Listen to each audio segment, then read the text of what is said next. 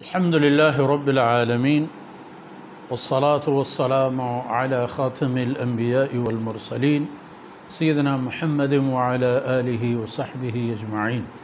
أعوذ بالله من الشيطان الرجيم. وجوه يومئذ ناعمة لسعيها راضية في جنة عالية لا تسمع فيها لاغية. سبحانك لا علم لنا إلا ما علمتنا إنك أنت العليم الحكيم.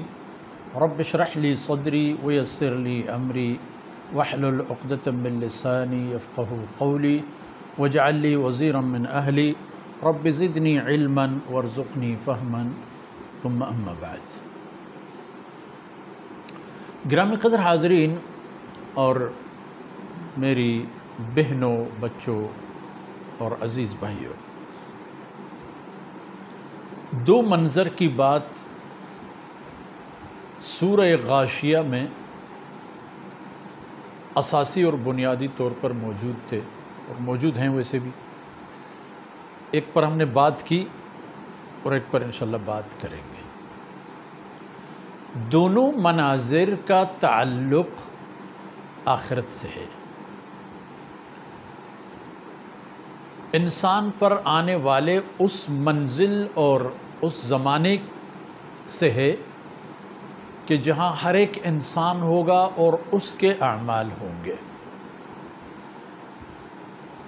کوئی کسی کا نہیں ہوگا، جو مقولہ مشہور ہے، وہاں یہ بات حقیقت بن جاتی ہے. وہاں کے مناظر، وہاں کے حالات یہاں کے فیصلوں کی بنیاد پر ہوتے ہیں. انسان ایک ایسا مخلوق ہے جس کا ہر قدم ارادے کے ساتھ جڑا ہوا ہوتا ہے، ہر کام ارادے کے ساتھ کر لیتا ہے.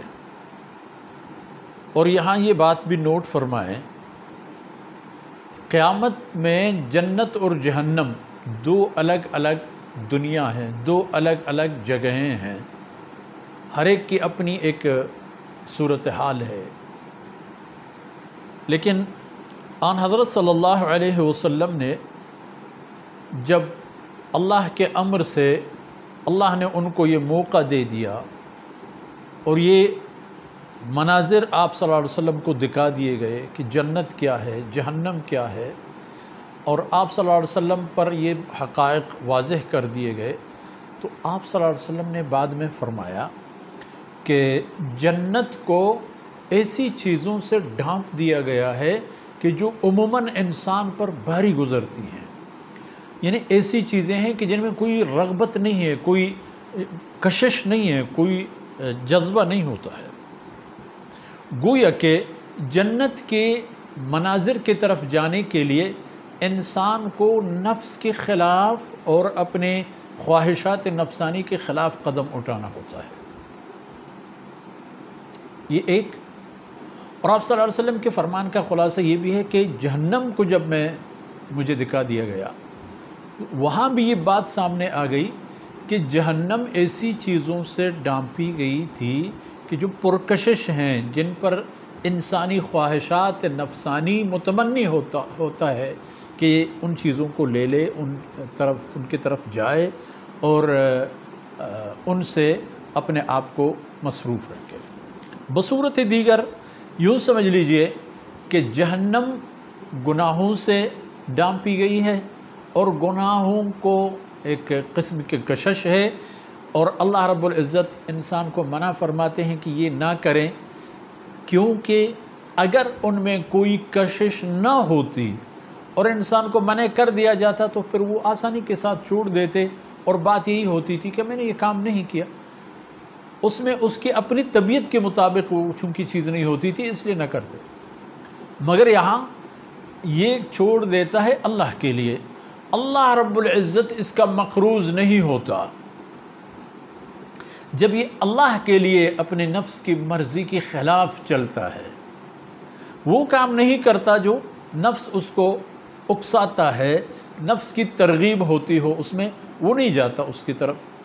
وہ حرام نہیں کھاتا، ڈکیتیاں نہیں کرتا، چوری نہیں کرتا، ملاوٹ نہیں کرتا، لوگوں کے عزتوں کے ساتھ نہیں کھیلتا، بہتان ترازی نہیں کرتا، چغل خوری نہیں کرتا، غیبتیں نہیں کرتا، یہ سارے کام نہیں کرتا ہے۔ کیوں نہیں کرتا؟ اس لیے کہ اللہ نے منع فرما دیا۔ اتفاق کی بات ہے۔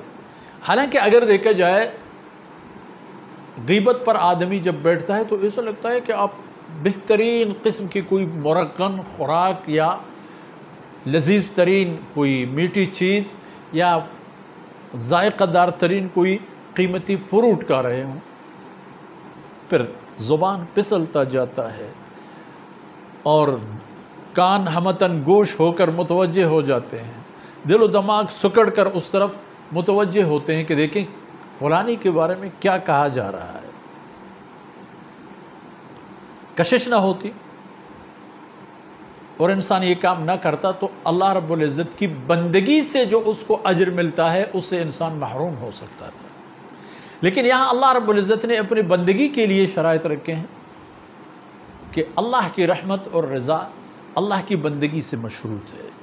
اب انسان نے اللہ کی بندگی کو بنیاد بنا کر ان امور سے اپنے آپ کو بچایا کہ جن سے اللہ نے اسے دور رہنے کا حکم فرمایا تھا۔ پھر نتیجہ کیا نکلا؟ وجوہ یومئذ ناعمہ۔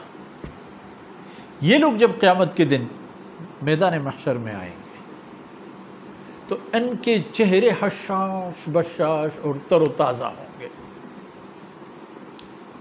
بہترین کیفیت ہوگی ان کی۔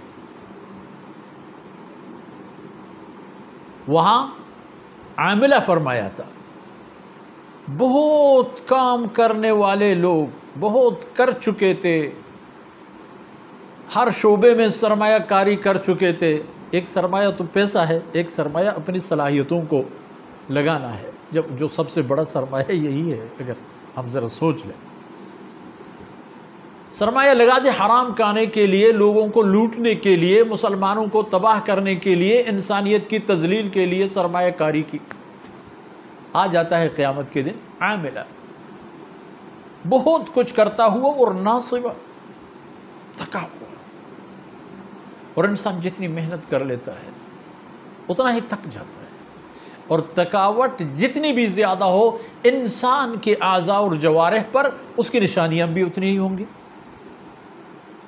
اور یہاں یہ ہوتا ہے کہ وجوہ یومئذ ناعمہ، او ماشاءاللہ تر و تازہ، حشاش بشاش، اور وہ بھی کیسے؟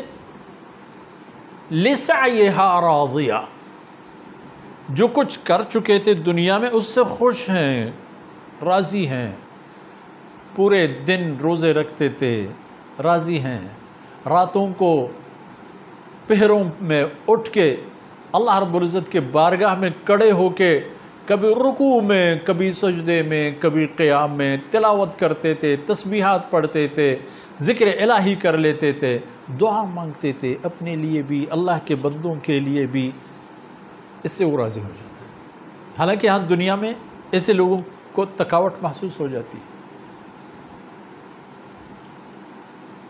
جس طرح انسان کے لیے خوراک ضروری ہے، بعین ہی اسی طرح اس کے لیے نیند ضروری ہے۔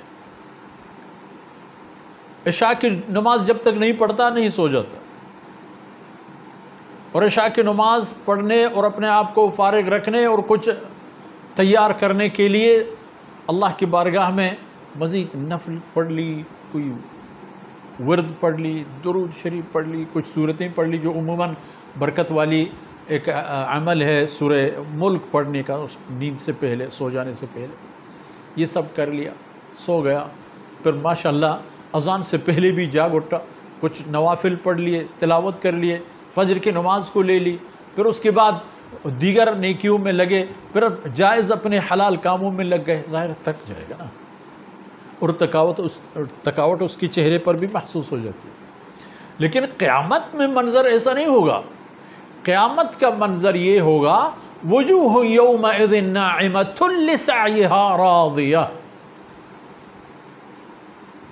تر و تازہ اور حشاش بشاش میدان محشر میں آ رہے ہوں گے، اور اپنے کیے درے سے مطمئن اور خوش ہیں، جان لگا دی، مال لگا دی، وقت لگا دیا، اپنے آپ کو مصروف رکھا اللہ کی بندگی میں، اللہ کی فرمان بری میں، اس سے بھی خوش ہو جاتا ہے، کیونکہ جس نے ایسا نہیں کیا اس کے لیے جہنم کی آگ، اور جس نے اللہ کی رضا والے اعمال انجام دیے فی جنت عالیہ، تو اس کی جگہ جنت ہوگی۔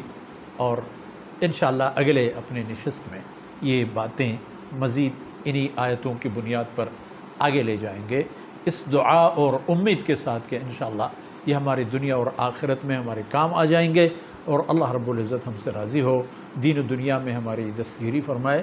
وصلی اللہ علی نبینا محمد وعلی آلہ وصحبہ اجمعین۔